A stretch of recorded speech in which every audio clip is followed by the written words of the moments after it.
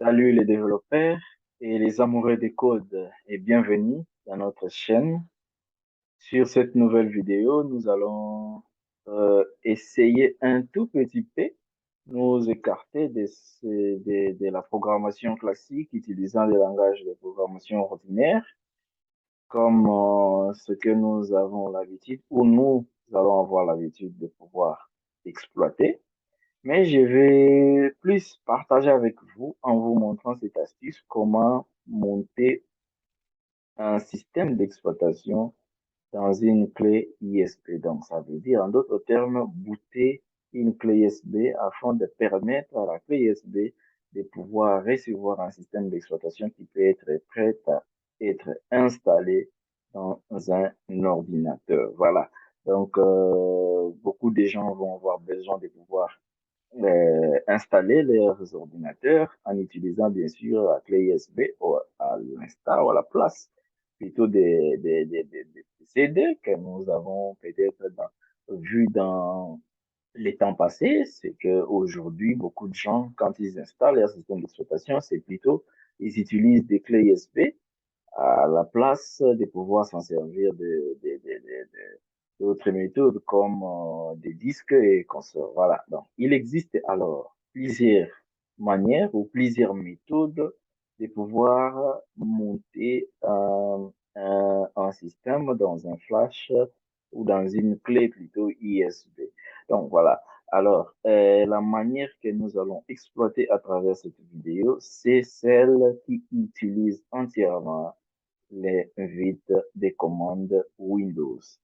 Donc voilà, c'est l'invite des commandes Windows que nous allons exploiter pour pouvoir booter ou bien monter notre système d'exploitation dans la clé USB prête à être installée dans l'ordinateur. Voilà, donc les prérequis, donc ce que vous avez besoin, premièrement, c'est d'avoir une clé USB, comme ici j'ai une clé USB, et s'assurer que la clé USB a de la capacité nécessaire pour accueillir le système d'exploitation que vous voulez monter. Par exemple, le Windows 10, dans le cas qui est le nôtre, demande au minimum à une clé USB d'avoir un espace ou une capacité de 8 gigabytes. Avec 8 gigabytes, c'est déjà OK.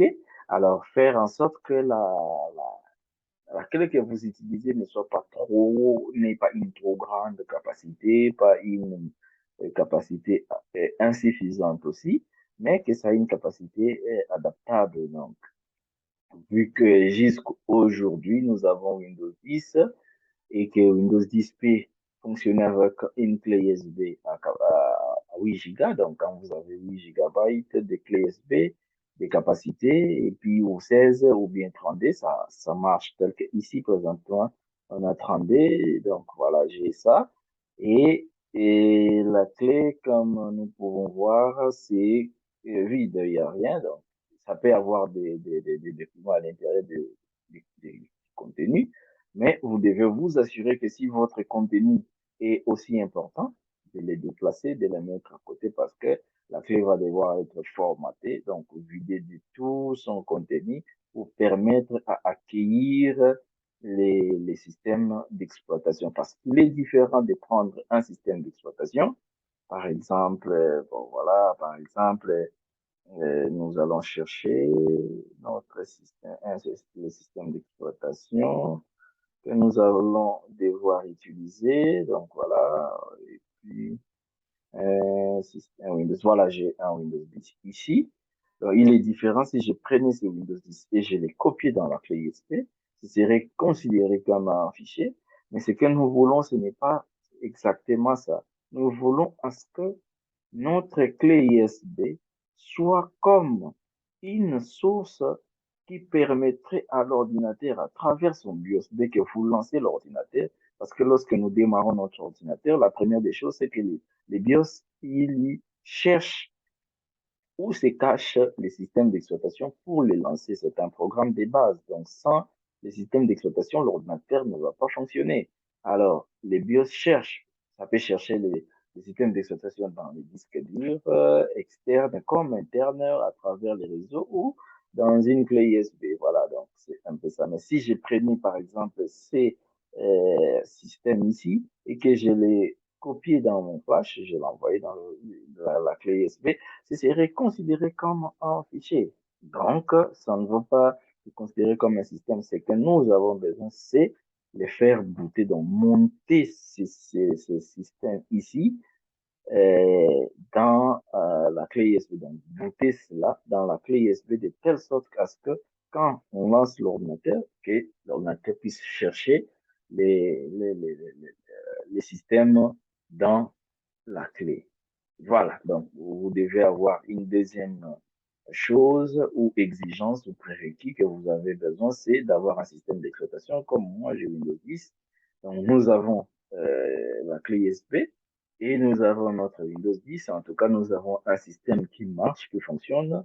Donc les tours est joué. Alors, la première des choses à faire, c'est que comme nous avons besoin d'exploiter entièrement de l'invite des commandes, je nous invite à aller sur la barre de recherche Windows, peu importe les Windows que vous utilisez. Sur la barre de recherche, vous pouvez taper carrément CMD, donc CMD en français, ou donc voilà, je tape par exemple CMD, comme ça j'ai la commande prompt ici, et que vous lancez ça, ou carrément, je peux trouver ça à partir de ces raccourcis. Voilà, bien, je lance, voilà, l'invite des commandes, et là, nous avons notre invite de commande lancé déjà. Je vais essayer de zoomer un peu. Voilà. Donc, pour pouvoir monter ou booter la clé USB pour recevoir le système, nous allons utiliser une forme de, la clé deviendra comme une partition, comme une sorte de marmite qui doit contenir, accueillir un système qui ne vient pas comme un fichier, mais qui vient comme un tout, comme un système prêt à être utilisé. De ce fait, nous allons utiliser la commande disque part. C'est lui qui permet de partitionner les disques. Une autre, voilà. Donc, il lance une nouvelle fenêtre. Voilà, la commande disque part. J'ai la première fenêtre ici et j'ai la fenêtre dédiée à disque part aussi ici. Donc, voilà. J'ai les deux fenêtres. Ce que je vais faire, c'est quoi?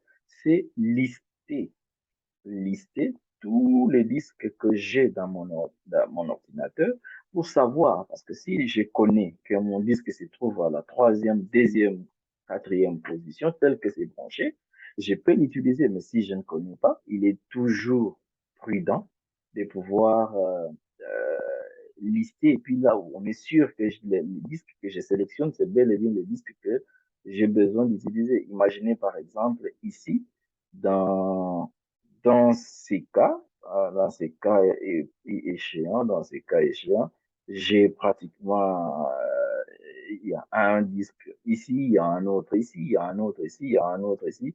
Si je prenais que j'ai sélectionné ces disques ici, ou j'ai sélectionné ça et que j'ai les formaté, tous les contenus de ces disques vont disparaître. Or, ce n'est pas ce que moi, je veux. Ce que je veux, c'est que j'arrive à choisir les vrais disques que je vais devoir mettre mon système. Donc, je vais lister, lister, lister les différents disques. Donc, on va dire liste, disque. Ça va lister tous les disques connectés à cet ordinateur. Voilà, nous avons le disque numéro 0 qui, pratiquement, c'est 1 Tera. Nous avons un autre disque et puis voilà, nous avons l'autre disque à 4 Tera et nous avons ces disques à 28 gigabytes. Donc, c'est les disques 28 gigabytes qui représentent notre clé USB que nous allons exploiter ou utiliser. Alors, nous allons sélectionner ces disques ici. Donc, on va dire select disque, c'est le disque numéro 3. Donc, voilà, disque 3. Donc, je vais prendre disque 3. Il a dit qu'il a sélectionné le disque numéro 3. Tout ce que je vais faire, c'est effacer maintenant tout ce que le disque 3 contient. Donc, je vais dire clean, effacer, clean. Il va, je vais encore essayer je vais essayer, voilà, il a dit que le disque, l'erreur d'accès qui a été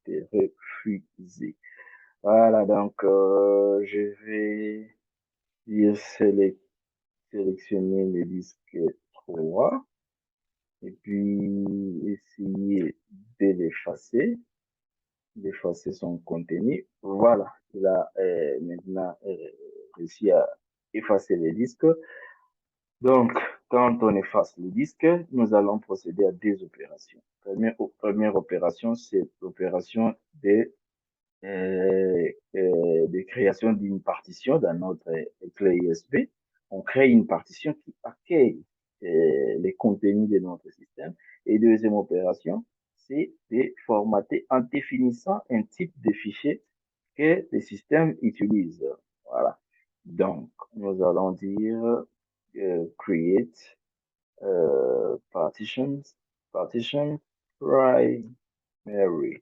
Donc, on va créer une partition primaire parce que pour définir ce que notre disque soit comme un disque primaire, la partition a été créée et ensuite, ce que nous allons faire, c'est quoi après avoir créé? Donc, de formater cette partition afin que ce soit vraiment vide. Et le système de fichiers, nous allons utiliser Pathfinder et nous définissons que ce soit quick, donc rapide, un formatage rapide pour ne pas perdre beaucoup trop de temps. Donc, voilà, il va formater et puis quand il a formaté, c'est fini. Je vais devoir assigner à cette étape la lettre qui va être associé à ces disques pour faciliter son utilisation parce que chaque euh, disque qui se connecte à l'ordinateur a forcément une lettre. Par exemple, la lettre C est réservée pour les disques principaux qui est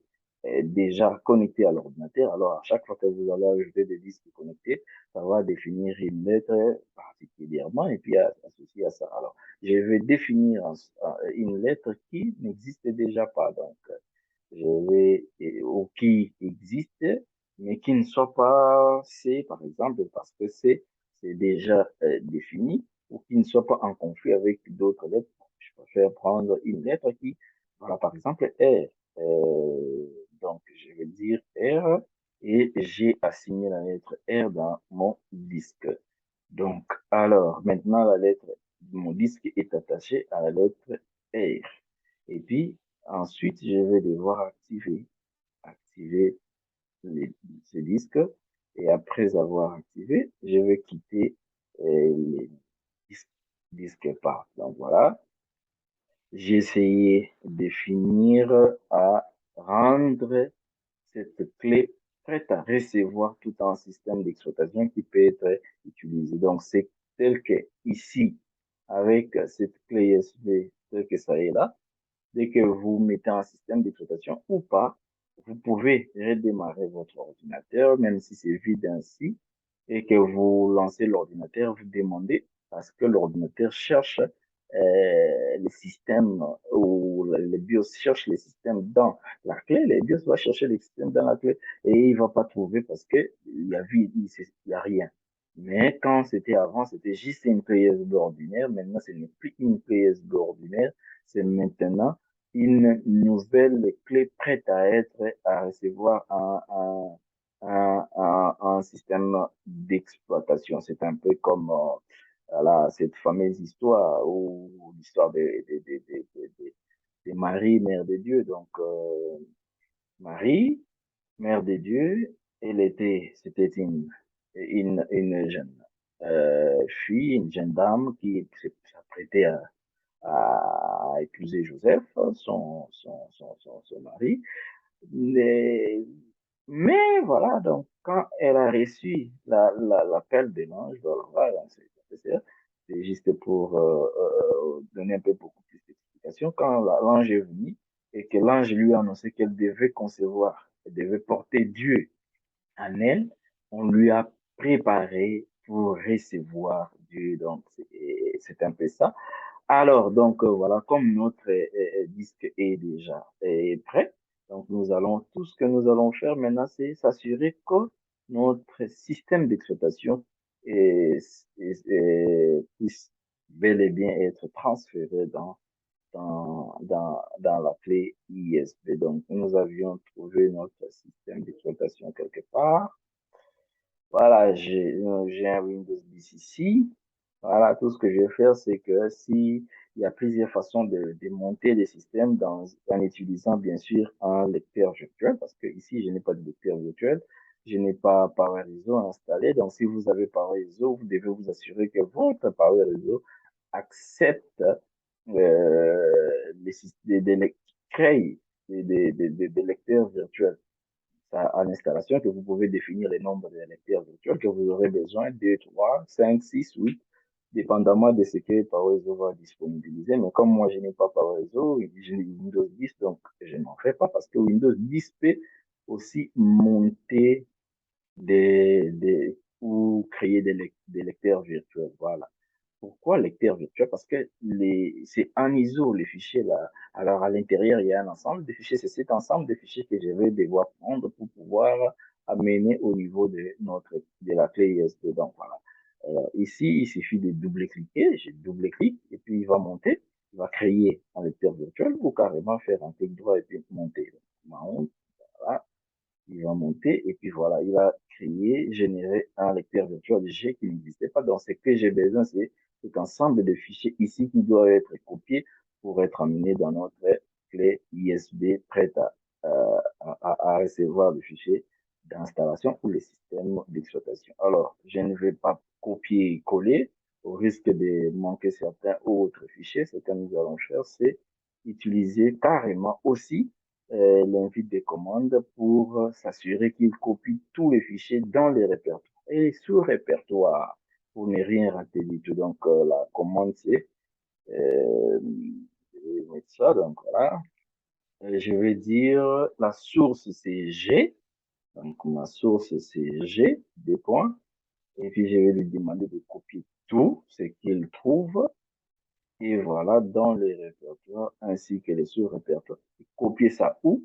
Copier ça dans R. Copier ça dans les disques R. Et puis, je vais lancer et voilà.